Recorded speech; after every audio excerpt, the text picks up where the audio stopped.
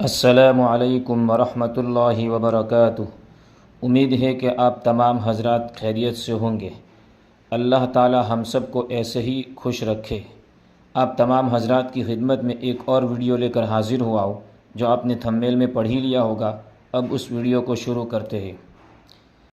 شب معراج 27 رجب کا لوگ روزہ رکھتے ہیں اور 15 شعبان کا بھی۔ اس عنوان پر کچھ حقیقت بتائیے، کیا یہ روزے رکھ سکتے ہیں؟ کہ کہیں پر ان کی فضیلت آئی ہے؟ ان دنوں میں کیا کرنا اور کیا نہیں کرنا چاہیے؟ اب دیکھیے، 27 رجب کے متعلق شب معراج کو کہنا، تو جو لوگ سیرت کی کتابیں پڑھتے ہیں جانتے ہیں کہ شب معراج کی تاریخ کے سلسلے میں اہل سیر میں بہت اختلاف ہے، 6-7 اقوال ہیں۔ جی، وہ کوئی رجب ہی کا مہینہ، کئی اور مہینے اور تاریخیں بھی آئی ہیں۔ اس لیے پہلی بات تو یہ کہ یہ کوئی متعین نہیں۔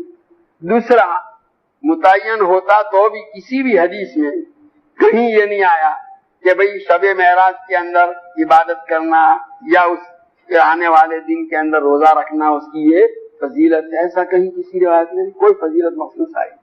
یہ جو عورتوں کے اندر ہزاری روزہ مشہور ہے کہ گویا اس دن روزہ رکھیں گے تو 1000 روزوں کا ثواب ملے گا، وہ اس کا کوئی ثبوت نہیں ہے ایسی۔ ہاں، 15ویں شعبان کے متعلق حضرت علی رضی اللہ تعالیٰ عنہ کی روایت ہے کہ جب نصف شعبان ہو فقوموا لیلہا وصوموا نہارہا، کہ اس کی رات میں عبادت کرو اور دن میں روزہ رکھو۔ اگرچہ اس روایت کے اوپر بھی محدثین نے کلام کیا ہے اور جو ہے بعضوں نے اس کو بہت سخت ضعیف بتلایا ہے، لیکن ویسے دوسری روایت جو ہے 15ویں شعبان کی رات کی فضیلت کی آئی ہوئی ہے، اس کے پیش نظر علماء نے اس کے اندر عبادت کو قرار دیا ہے، لیکن وہ عبادت بھی انفرادی طور پر ہونی چاہیے، جو ہے اجتماعی طور پر نہیں۔ جو طریقہ جس کام کے لیے شریعت کی طرف سے بتایا گیا ہو وہی اختیار کرنا چاہیے۔